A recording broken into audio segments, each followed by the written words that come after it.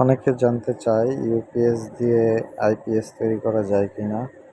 তো ইউপিএস থেকে আইপিএস তৈরি করা যাবে, কিন্তু কতটুকু লাভজনক হবে সেটা অবশ্য খতিয়ে দেখতে হবে।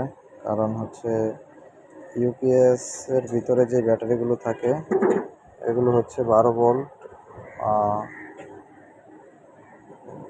2.5 এম্পিয়ার। তো এখানে এম্পিয়ারটা খুবই কম, যেহেতু আপনার এম্পিয়ারের উপর নির্ভর করবে আপনার ব্যাকআপ। তো ইউপিএস দিয়ে লাইট ফ্যান চালাতে গেলে আপনি ব্যাকআপ পাবেন না, চলবে ঠিকই। তো সেই ক্ষেত্রে একটা আইপিএসের মিনিমাম ব্যাটারির এম্পিয়ার থাকে 100 থেকে 165 মিনিমাম। আর সেখানে ইউপিএসের ভিতরে ব্যাটারির এম্পিয়ার হচ্ছে মাত্র 5 এম্পিয়ার। আর ভোল্টেজ হচ্ছে এখানে 12 12 24 ভোল্ট। তো একটা ছোট আইপিএসের জন্য আপনার 24 ভোল্ট ব্যাটারি ব্যবহার করা যাবে না, সেখানে ব্যবহার করতে হবে 12 ভোল্টের ব্যাটারি। তো এখানে ইউপিএস থেকে আপনার আইপিএস তৈরি করতে গেলে দুইটা ব্যাটারি কিনতে হবে।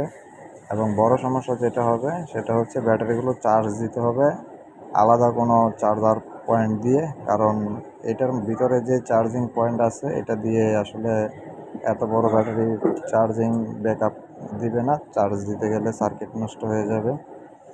তো আমি বলবো আসলে ইউপিএস দিয়ে আপনার আইপিএসের চিন্তা ভাবনা করাটা এটা শুধুমাত্র ওয়েস্ট অফ টাইম, শুধুমাত্র সময় নষ্ট, আর কিছু না। তো বাসায় যদি আপনার লাইট ফ্যান চালাতে হয় তাহলে আপনি আইপিএস নিতে পারেন।